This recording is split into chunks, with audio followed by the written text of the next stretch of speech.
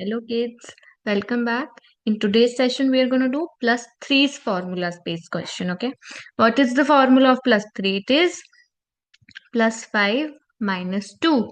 Add God less friend. Add 5 less 2. Now, for example, if I have 2 with me, I have to add a 3. Okay, am I able to add 3? No, right? What will I do? I just told you I will apply the formula. Wherever I will get stuck in adding any number, I will apply its formula. Okay. What is the formula of 3 now?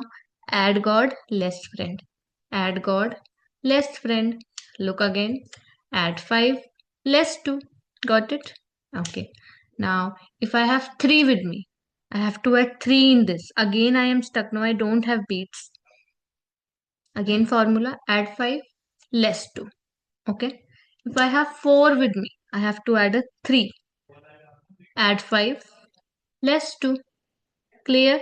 Okay. And just keep noting your answers. It's 7. Do a long question with me. Do. Add 2. Again add 2. Less 1. Again less 2. Add 3. Again add 3. Ma'am, I am stuck.